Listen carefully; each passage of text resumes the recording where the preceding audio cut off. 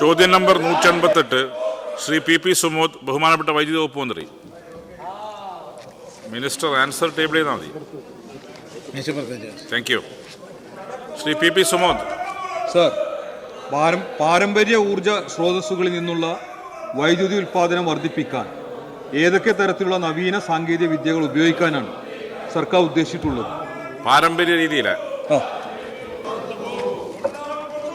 Sir. Solar വെച്ചപ്പോൾ പകൽ സമയത്ത് മിച്ചം കിട്ടുന്നുണ്ട്, പീക്ക് സമയത്താണ് ഇല്ലാത്തത്. അതിനിപ്പോൾ പമ്പ് സ്റ്റോറേജ് വെക്കാനുള്ള വലിയൊരു തീരുമാനം എടുത്തിട്ടുണ്ട്. അതിൽ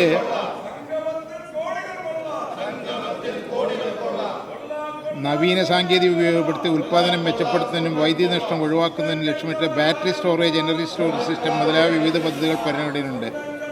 2017 കാലഘട്ടത്തിൽ ഗ്രിഡ് കണക്റ്റഡ് സോളാർ പവർ പ്ലാന്റുകളുടെ എണ്ണം വർദ്ധിച്ചതിനെ തുടർന്ന് പകൽ സമയത്ത് സൗരോർജ്ജം മൂലം അധിക വൈദ്യുതി ഉൽപ്പാദനവും രാത്രികാലങ്ങളിൽ ലഭ്യതക്കുറവും അനുഭവപ്പെടുന്ന സാഹചര്യം ഭാവിയിൽ സ്ഥിരമായി ബാധിക്കുമെന്ന് നിരീക്ഷകർ ഇതിൻ്റെ പശ്ചാത്തലത്തിൽ സ്റ്റോറേജ് സംവിധാനങ്ങളുടെ ആവശ്യകത പ്രധാന വിഷയമായി മാറുകയും കേരളത്തിന് ഏറ്റവും അനുയോജ്യമായ പമ്പ്ഡ് സ്റ്റോറേജ് ജലവൈദ്യുത പദ്ധതികൾ നടപ്പാക്കാനുള്ള സാധ്യതകൾ EMC പരിശോധിക്കുകയും ചെയ്തു.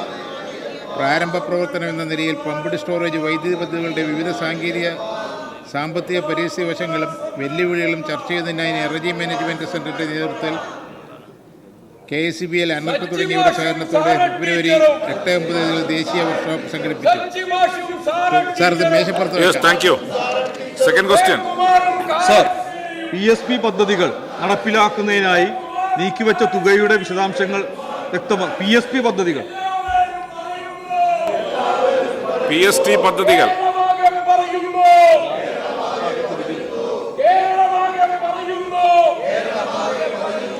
സാർ, അത് പരമാവധി ശ്രമിക്കാം. Sir, Shri P Mammikutty. Sir, സംസ്ഥാനത്ത് PSP പദ്ധതികൾ നടപ്പാക്കാൻ ഉദ്ദേശിച്ചിട്ടുള്ള ജലവൈദ്യുത പദ്ധതികൾ ഏതെല്ലാമാണെന്ന് വിശദീകരിക്കാമോ?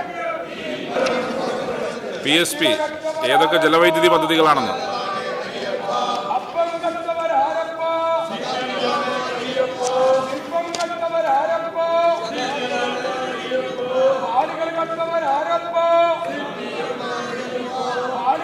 കേരളത്തിൽ KSEBL 4 പമ്പ്ഡ് സ്റ്റോറേജ് പദ്ധതികളാണ് മുൻഗണന നൽകുന്നത്.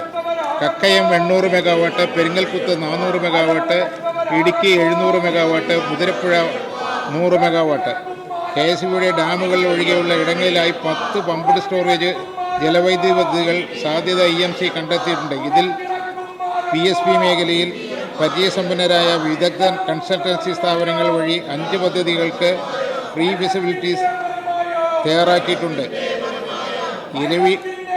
ഇലവഴിപ്പുഞ്ചിറ, ചുള്ളിയാർ, പോത്തുണ്ടി, പരപ്പൻപാറ, മാങ്കുളം PSP എന്നീ പദ്ധതികൾക്കാണ് PFR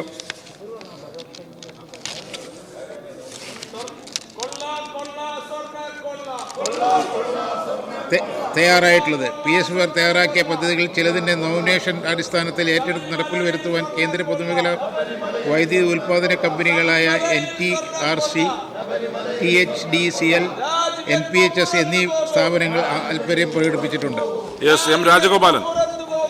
സർ, പവർ കട്ടില്ലാത്ത, ലോഡ് ഷെഡിങ് ഇല്ലാത്തൊരു കേരളം ഉണ്ടായിരുന്നു. സർ, ഇവരെ കുടുംബാംഗങ്ങളുടെയെങ്കിലും ആലോചിച്ചിട്ട് ഈ ക്വസ്റ്റ്യൻ അവറിലെങ്കിലും ഇവർ ശ്രദ്ധിക്കണമായിരുന്നു സർ. കാരണം ഇവരുടെ കുടുംബാംഗങ്ങളുടെ കണ്ണീരൊപ്പിയ ഒരു സർക്കാരായിരുന്നു LDF സർക്കാർ. കാരണം കേരളത്തിലെ എല്ലാ സ്ത്രീകളും, സ്ത്രീ സമൂഹം എല്ലാ ദിവസവും കരയുന്ന ഒരു സമയമുണ്ടായിരുന്നു സർ. ഈ നാട്ടിൽ സീരിയൽ കണ്ടുകൊണ്ടിരിക്കുമ്പോൾ ആ സീരിയൽ കാണുന്ന സമയത്തുള്ള കരച്ചിൽ ഒഴിവാക്കി കഴിഞ്ഞ 10 കൊല്ലമായിട്ട് കേരളത്തിലെ സഹോദരിമാരും അമ്മമാരുടെയും കരച്ചിലില്ല സർ. കാരണം എല്ലാ സമയത്തും പവർ കട്ടും ഇല്ലാത്ത, ലോഡ് ഷെഡിങ് ഇല്ലാത്ത ഒരു നാടായി മാറി. അങ്ങനെയുള്ളൊരു കാലത്തെക്കുറിച്ച് സ്മരിക്കുന്നതിന് പകരം ഇപ്പോൾ പുതുയുഗ യാത്രയാണ് സർ UDF സംഘടിപ്പിച്ചിട്ടുള്ളത്. അക്ഷരാർത്ഥത്തിൽ അതൊരു കലിയുഗ യാത്ര എന്നതിന് പേര് കൊടുക്കുന്നതായിരിക്കും സർ ഏറ്റവും നല്ലത്, ഏറ്റവും അനുയോജ്യം. സർ, എൻ്റെ ചോദ്യം, PSP പദ്ധതിയുമായി ബന്ധപ്പെട്ട് സ്വകാര്യ പങ്കാളിത്ത മാതൃക സ്വീകരിക്കാൻ ഉദ്ദേശിക്കുന്നുണ്ടോ? സ്വകാര്യ പങ്കാളിത്തം സ്വീകരിക്കുമോ PSP പ്രോജക്റ്റിൽ?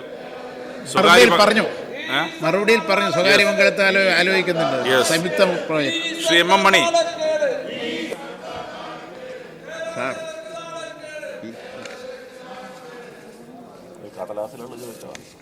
സാർ, ഈ പദ്ധതി കൊണ്ട് ഗുണഭോക്താക്കൾക്ക് പദ്ധതി നിരക്കിൽ എന്തെങ്കിലും മെച്ചം വന്നിട്ടുണ്ടോ? വിലയിരുത്തിയിട്ടുണ്ടോ? PSP പ്രോജക്റ്റ് കൊണ്ടുള്ള ഗുണം അതിൽ മറുപടിയിലുണ്ട്. യെസ്